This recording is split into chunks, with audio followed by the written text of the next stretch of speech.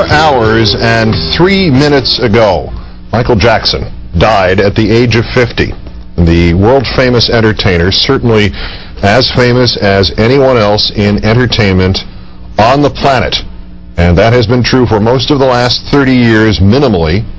A figure known in this country and in others with ever-increasing volume and perhaps ever-increasing controversy.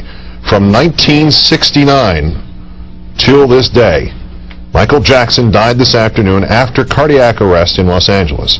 That helicopter, we have just confirmed, Air Rescue 5, will be transporting the body of Michael Jackson from atop the UCLA Medical Center in Westwood, California, not far from downtown LA, and will take it to the coroner's office in Southern California for an autopsy, which, as we explained to you before the break, if you were with us, the autopsy is necessary by law because there was not a physician treating Michael Jackson for a specific illness at the time of his death, nor at the place of his death, which you are seeing there, UCLA Medical Center, where that crowd in particular, at that main corner, that main drag of the UCLA Medical Center, that crowd has been there, and approximately of that size, since about 6:30 Eastern Time, for at least 3 hours.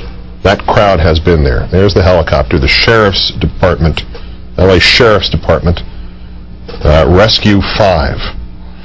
So the timeline we have of the events of this day, sometime between 12:20 and 12:30 prevailing local time in Los Angeles, a 911 call was made from the home, the temporary home, the rented home of Michael Jackson, saying that he had collapsed. We don't have any particulars. We don't know what was exactly said. We don't know how his condition was described.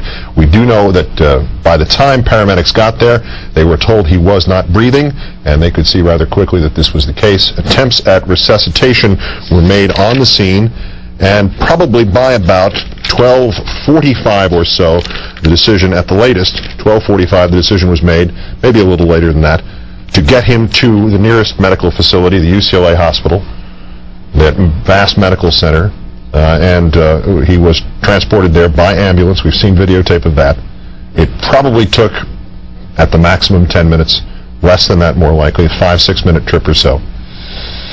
Whereas Jermaine Jackson, the brother of the late entertainer, as that helicopter is now taken off, containing the body of Michael Jackson, on its journey here, not a final journey, I'm sure the funeral itself will get this kind of wall-to-wall coverage on all the networks. But on this fateful journey to ascertain a preliminary cause of death, we are pretty clear from what the coroner's office has said that we will not get a news conference with any kind of statement as to what this was until the toxicology report comes back in several weeks' time.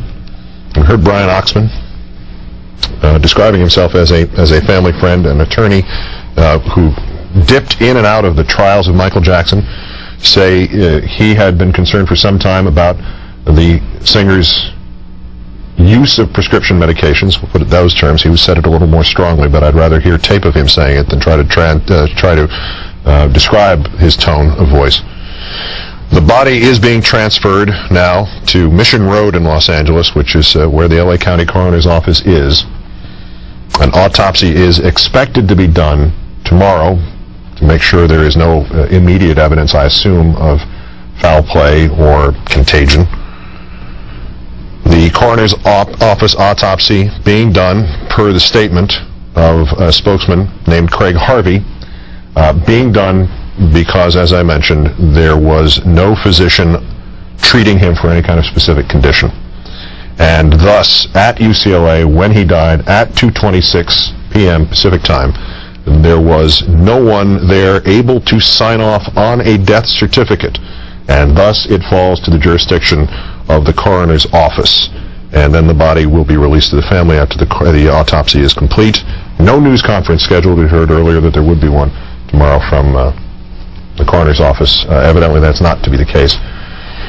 The degree to which we have not seen public reaction is worthy of its own comment, I think. Courtney Hazlett of MSNBC.com and MSNBC joins me again. And I think that is interesting. Al Sharpton was quick out of the box at the Apollo Theater to make a quick statement and answer questions from reporters